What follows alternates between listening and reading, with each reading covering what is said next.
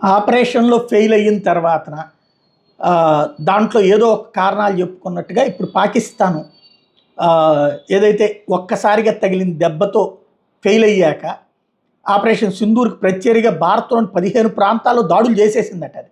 Rafale యుద్ధ విమానాన్ని కూడా కూల్చేసిందట. ఇది అవాస్తవ ప్రచారం తెర మీదకి తీసుకొచ్చింది.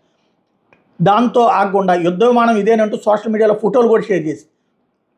దీంతో భారతదేశం వాటిని ఫ్యాక్ట్ చెక్ ద్వారా గట్టి కౌంటర్ ఇచ్చింది.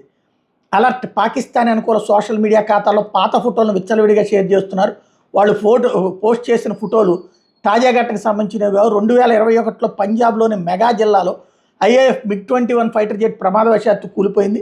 ఆ దృశ్యాలను ఇప్పుడు రఫేల్ యుద్ధ విమానం కూల్చామంటూ పోస్ట్ చేస్తున్నారు. ఇవి నమ్మొద్దంటూ PBI పోస్ట్ చేసుకొచ్చినటువంటిది. పాకిస్తాన్లోని ఖైబర్ పఖ్తూన్వాల్ 2024లో జరిగిన ఘర్షణలను చూపెట్టి పాక్ ఆర్మీకి సంబంధించి అక్కడ ఫేక్ న్యూస్ ప్రచారానికి సంబంధించి 2 స్థావరాలని తాను ధ్వంసం చేశామంటూ అదొకటి చెప్పుకొచ్చింది. ఈ రెండింటిని కూడా ఫేక్ అన్నటువంటి భారత్ నిరూపించింది.